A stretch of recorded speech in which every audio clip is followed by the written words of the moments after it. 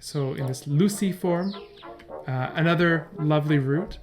I wonder what it means. So a very nice combination in 21 and 24 that not only shows something interesting about this S correspondence pair, but also can occasionally make decent YouTube videos. YouTube, welcome back.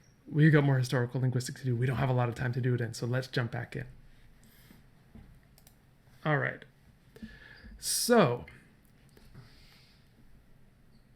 Jack Wren says, what about some sort of ps and x stuff like in Greek? Interesting. We don't seem to have any initial consonant. Oh, that's not totally true, is it? We do have some. In branch B, we're actually shown explicitly that we have things like vlo as a potential onset. We have thwa as a potential onset. We have, what else? Gl as a potential onset.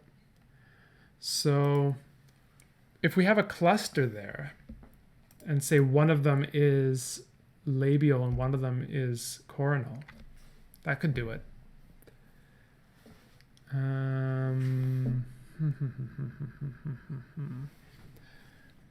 Okay, so, oops, no, that's not what I want. So what happens if we do that? What would it be? It might be something like,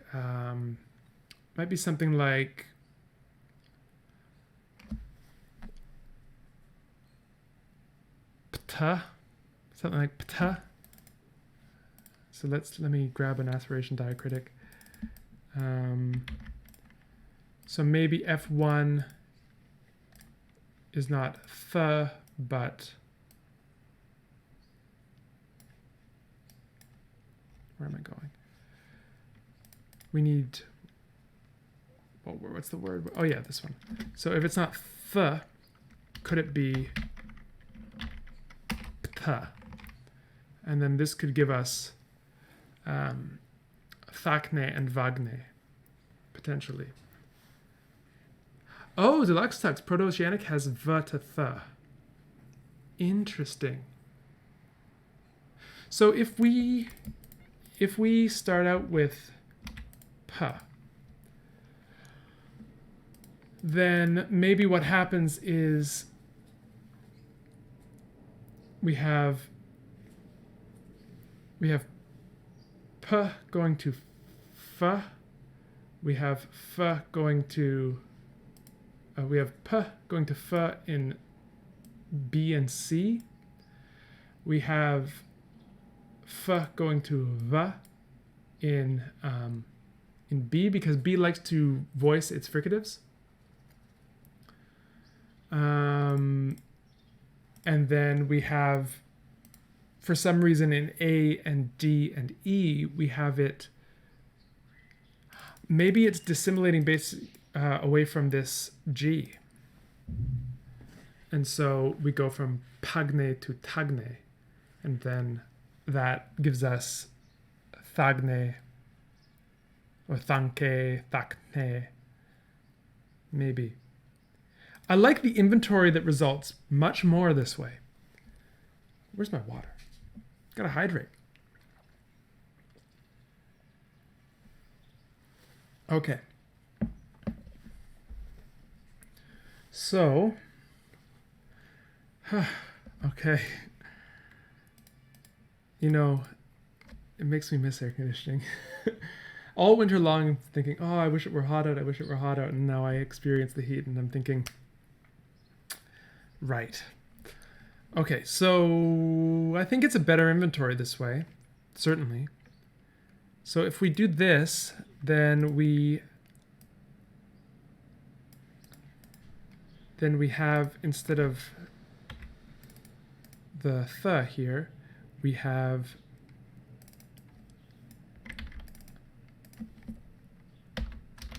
no, it's not the right. There we go.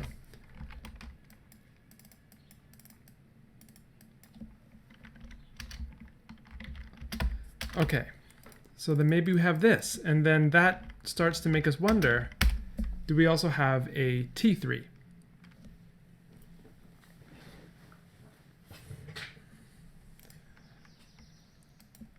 So if this is the case, I think I'd like to go with this because I like this a lot better. This looks typologically more sound. Not that that's the 100% best argument, but yeah.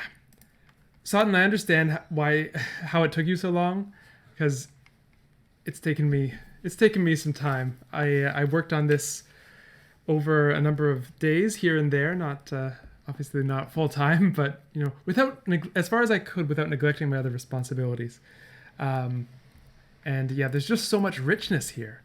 Okay, so say we have a three-way phonation contrast in the case of, or a voice onset time contrast in the case of the labial stops. We also have it for the velar stops. So now let's go looking for where it might be in the coronal stops. And the one place that I think it might show up is our T2. So we actually do have T1, T2, and T3, but I have called T2 a lateral fricative. And the reason for that, if we go over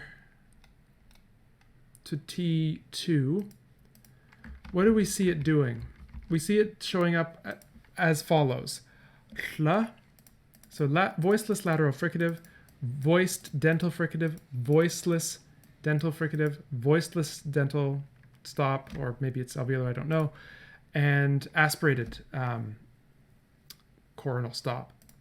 And then we see it in the far branches, as I'm going to call these FGH, as a voiceless dental fricative, a coronal and as a voiceless coronal fricative se, the strident.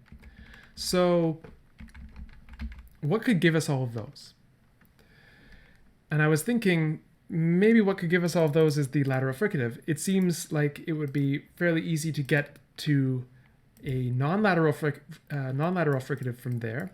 It seems like it would be fairly easy to get to a non-fricative lateral from there. And so they sort of meet in the middle and give us this idea of a lateral fricative. However, if this is duh, then one problem that it potentially raises is we know that B likes to voice all of this. B likes to voice all of its fricatives. This is just something we see across the board. So where A has sh and E has sh, B has j. A has sh, B has j. A has s, B has z. We see it all over the place. A has f, B has v. So it seems to me that this should be a proto-voiceless consonant. And so once we've done that, then we don't have any real ammunition for calling it duh. And so that's why I landed on the lateral fricative here. And Quain, I'm glad to see that you agree. So maybe we just have a gap in the coronals. And are there any other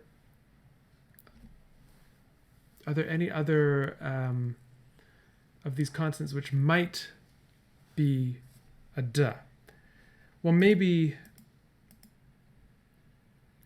Well, whatever T1 is, it is the same as K1 and P1 in that it participates in this debuccalization in coda position. So if P1 is voiceless, then T1 and K1 should also be voiceless, I think. Given that we have stops that don't do this, which we have so far reconstructed as voiced. So I don't see many directions for us to move here. So I think this is what we're left with. Oh, water's so satisfying. All right, chat. Any thoughts so far?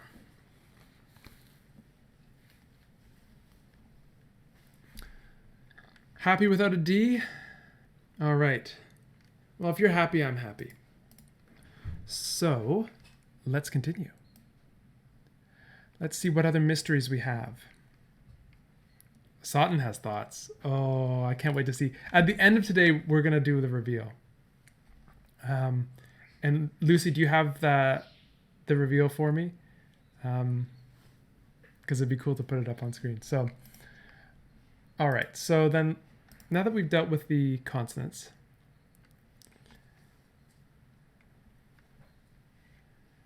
debatably the D could have become a R.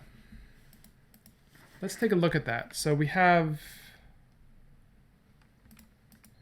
I guess it could have, but we don't have much. I mean, if it weren't for this gap, I wouldn't have considered it. So I don't know. It depends on, and this is sort of an issue in historical reconstructions in general, which is how much weight do we put on the typological evidence, and how, or typological considerations, and how much weight do we put on the evidence from the descendant languages. Oh yeah, before the proto, maybe D became R. Okay, so constant inventory. Yeah, what is with the S in D corresponding to R? Let's look at that. So let's look at some examples. We have 10,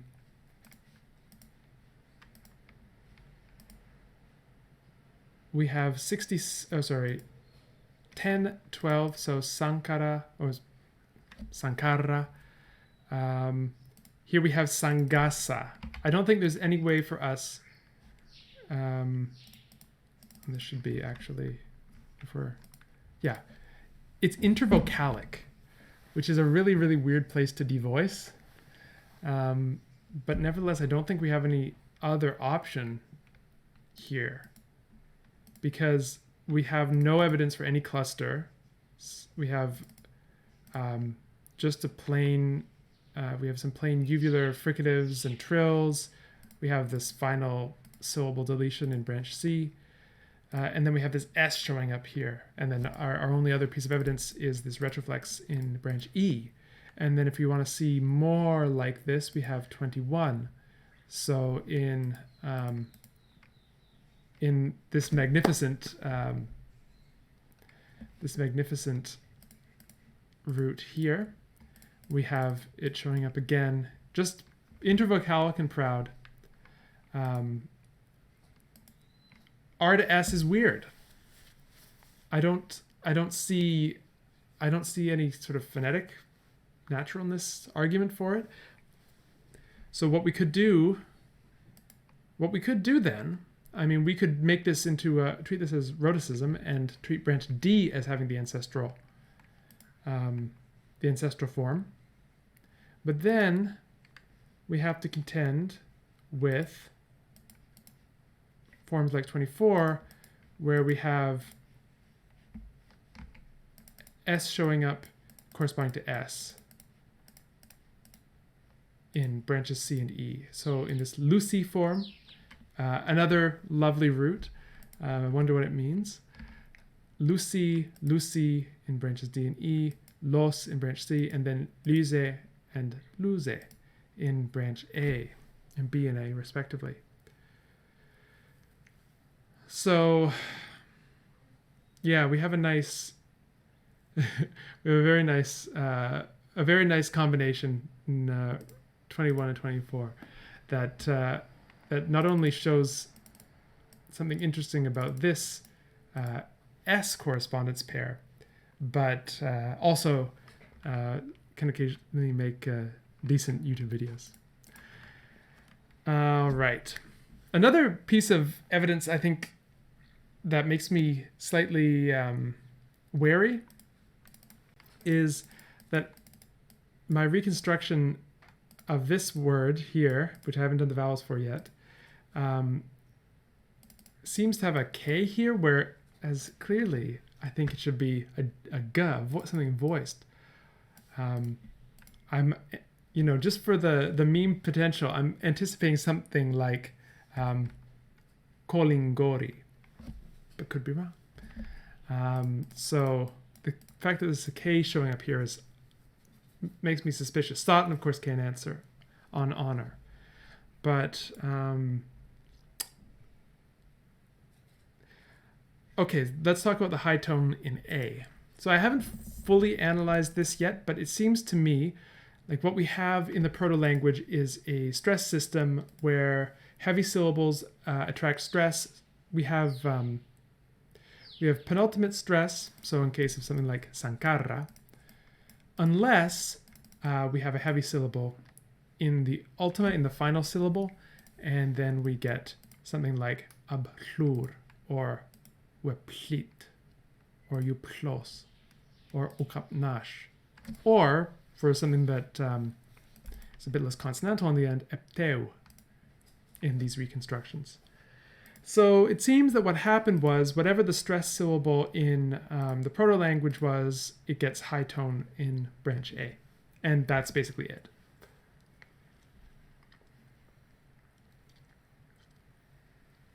The tone systems of branches F, G, and H are much more complicated.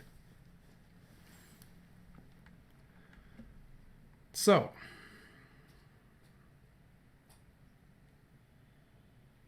intervocalic R to S may be weird, but intervocalic R to T or D would be even weirder. Yeah. And that said, sometimes weird things do happen. That's another sort of fact about language change, especially when you telescope changes over many generations. So maybe phonetic naturalness is a good way of guiding your analysis when it comes to changes generation by generation. But we know that a change can be natural from one generation to the next, natural one generation to the next. But after 10 of those changes, if you look only at the first change and the last change, you may get something that looks pretty much unnatural. So it's a good heuristic to focus on natural sound changes, but we don't know exactly, especially when long distances of time separate the two forms. Really, it's almost the case that anything can become anything. Okay, so what else can we do? Let's see. We can stop to fan myself. That's one thing I can do. It is hot. Okay. What else do we have?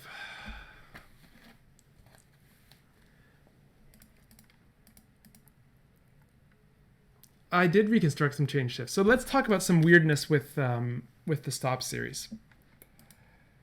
Let's look at the changes. So let's look at this situation that I did not know really what to do with. So the relevant cells are in the changes tab in column D, 7 to 9, and also again 14 to 16. Slightly disorganized still. So we have a situation where what we've reconstructed as P, which is P1, and what we've reconstructed as B, which is P2, seem to swap in branch D. So we get things like, let's go back to the here. So we have in word 7, we have something that I have reconstructed as oh no, sorry, this should be a B. Something I've reconstructed as a B. The reason I've reconstructed it as a B is because it does not delete before the lateral fricative, which we see in a lot of cases. See if I can find an example. So here in word 25, we have some stop that doesn't delete, but it debuccalizes and becomes a glottal stop before the the lateral fricative, and in 7, it does not. We have p. And so I reconstructed this as a voiced stop. Web pleat. I don't know. What is that? That's a central vowel. Yeah. It's a bit small. Sorry. This is a smaller monitor than the one I have at home. And so if that's true, and it is a proto-B, then why does it show up in D as P? And similarly, if we have the kind that does delete in coda position, which I've reconstructed as proto-P, why does that show up as a voiced stop in branch D? This is a bit of a mystery. And so to handle that, I've used something that's pretty brutal. And I've said, they swap, which doesn't make a lot of sense. And what's worse, we also see it happening with K and G. And so I've just purely mechanically to make this work, I've said P goes to P star, which is some random constant that I don't know what it is. Then B scoots in and fills the gap of P, and then P star fills the gap of B. And this seems totally horrible, and it's a major argument against the quality of this reconstruction, frankly. But we have the same kind of thing happening with K and G. And so this is a bit weird, and I'm not sure what to make of it. Maybe it's the case that I've got these backwards, and that it's the voiced ones that debuccalize, and the voiceless ones that don't. But that seems a bit weird too. So anywhere you go, anywhere you slice it, it seems a bit weird. And then the kind of chain shift nature of this comes in when we get the aspirated versions getting pulled in and showing and turning into plain stops.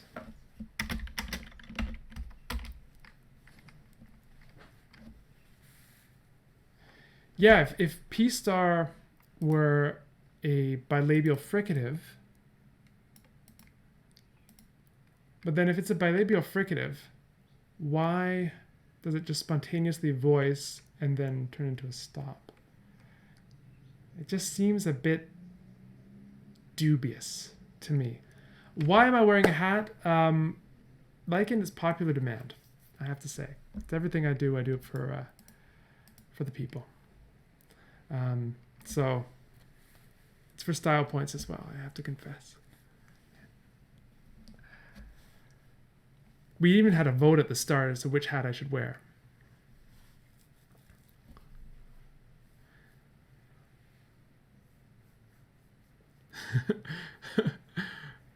Maybe this is, maybe Team A has come up with some sound changes that are not, the kind of classic ones you read about. That's also a possibility that we should not discount.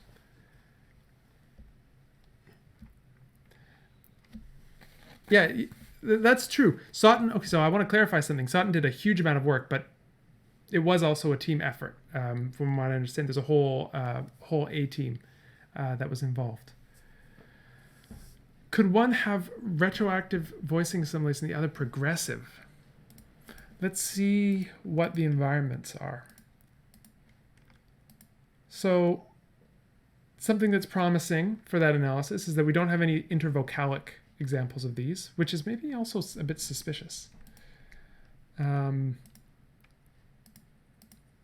it is also a very small data set as far as these things go, although a huge amount of work went into it. I can't minimize that, but it's a small data set, so we don't necessarily expect everything to show up in every possible environment. What else? Okay, so let's look at this assimilation analysis. So let's look at the words in which we have them. So we have P1 showing up in word 1, which I've reconstructed so far as ukapnash. Ukapnash. Oh, Sulian. Some languages just swap sounds. Some Ojibwe dialects just turn initial E into A and then A into E.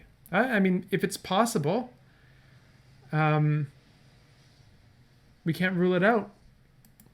Let's look at the potential assimilation analysis first and see if there's anything we can do with that.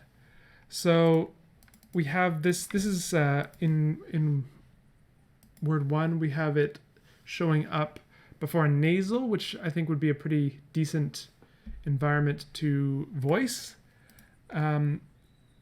And indeed, we do see it voicing after metathesis in branch D, but not branch B, although we do see it in F, G, and H.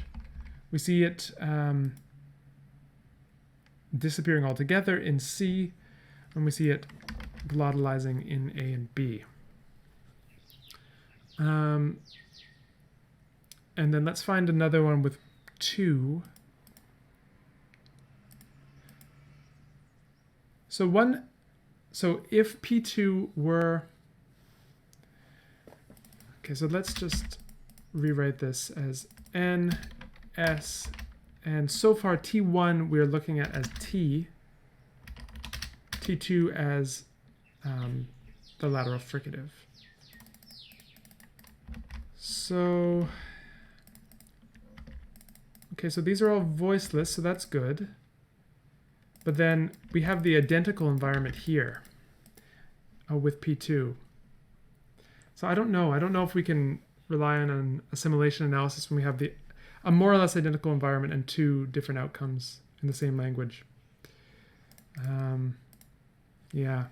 So maybe it is just a swap.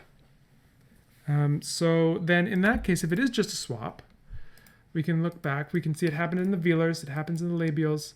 And because we don't have a voiced equivalent in the coronals, we don't have a swap. We just have t going to fill the voiced hole, which is something that happens in the other place of articulation. So the voiceless equivalent goes to voiced, and then we have the fricative and the aspirated. The lateral fricative and the aspirated T going into the plain voiceless T and D. So this is something that makes me think, I don't know. This is a bit weird, but it's not the weirdest thing I've ever seen. What does P/F1 become? So if we have to go back and redo some of these rules now that we've changed that analysis.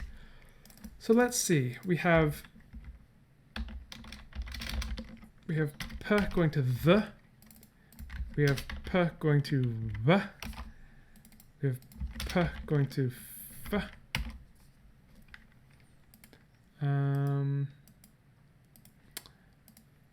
So that's A, B, and C. What else do we have? Do we have anything? No, I believe it stays th in D. Yes. So, well, stay is the wrong word now because we've changed it to a P. So we would have to do something like P going to th, which is very much not the pattern that we see with the other affricates. Or, why do I keep saying affricates? Aspirates. So that seems to me a mild argument against the P analysis. And we get absolutely wild things like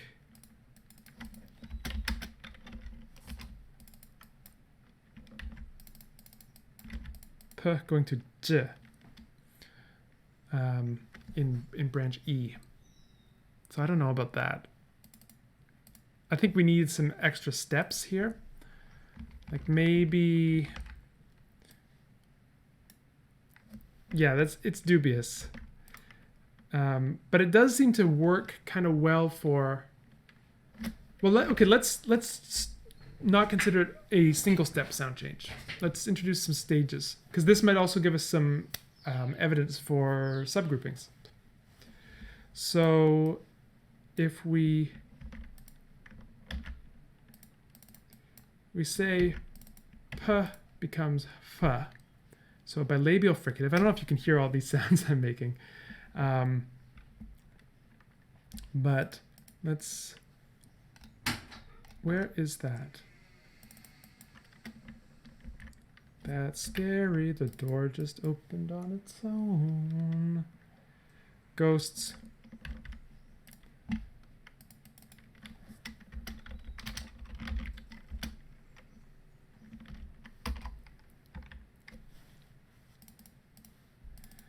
So say we go like this, p to f, and then, excuse the amateurish rules, but all fricatives voice, then I think, which we independently need for these, so we can get rid of these rules.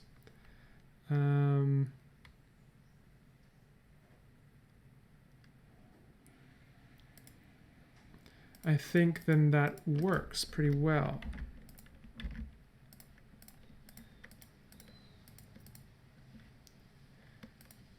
So that works there. I have not put them into Lexergy yet. I've been doing this all sort of up here. Maybe Lexergy would have been a good idea. It's one of those labor-saving devices that also introduces a new kind of labor.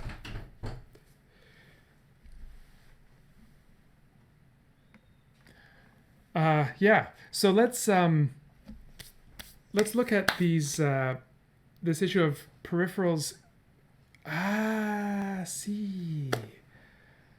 We have this thing that happens in Old French where basically so I think the analysis of that is that the peripheral gets broken.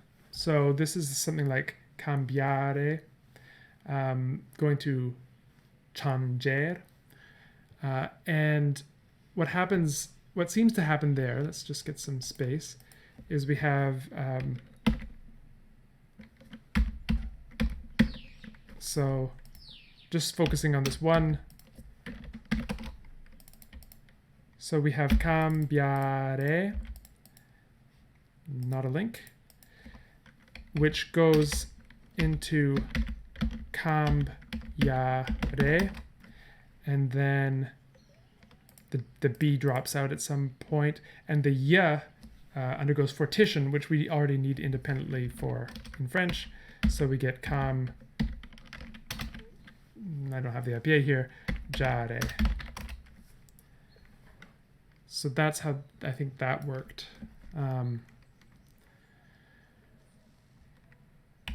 So maybe something similar is happening here. Let's go back up and make it work. So we need p to become th. Maybe this goes through the p to f stage first.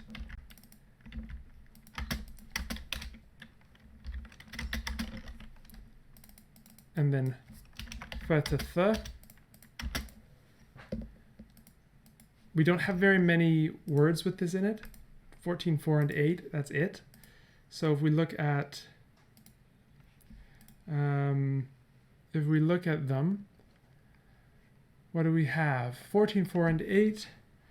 So here we have it before an L.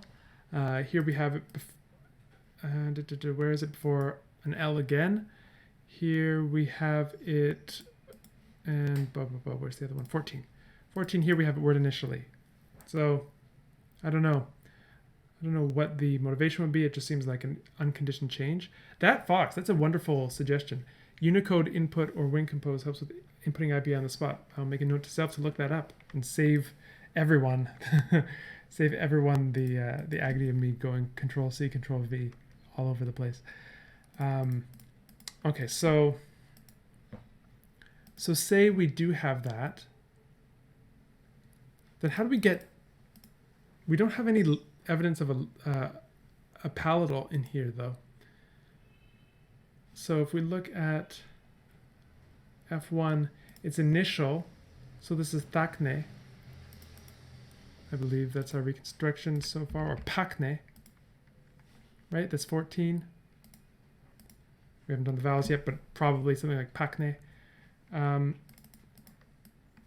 Interestingly, this is before a front vowel. So maybe our palatalization is not such a mystery after all, and this is just a duh that's becoming palatalized for independent reasons. So maybe what it is not a j, but a duh, and then it goes into duh land and does what does do. Yeah, that sentence made sense, I think. So maybe then what we have is something like p going to f,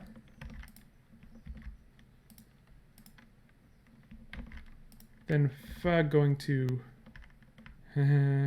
keyboard, please, and then th going to th. Oh, nothing's in the same spot.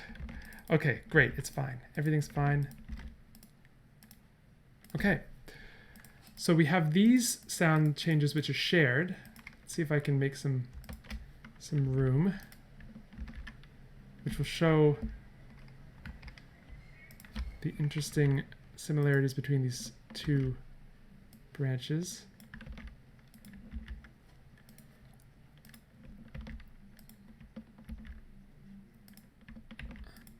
Great. It's going to be worth it in the end, I swear. Because look, now we have lots of evidence for a shared set of changes for D and E, which we already have with these two. Okay, so let's proceed to finish this off on this analysis. So then we would have to get somehow th to d, which maybe th to t, and then we have some voicing assimilation with the nasal, which Sutton is now asking about, which I will soon get to. Okay, the colors are getting ruined.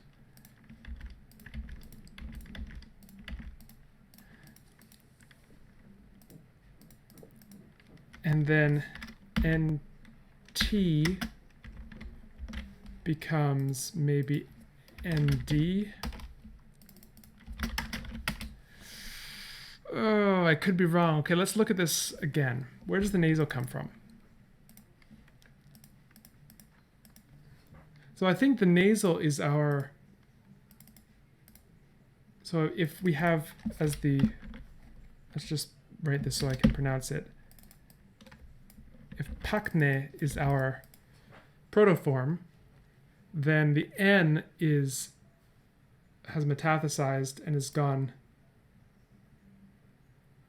has gone from after the, so from pakne to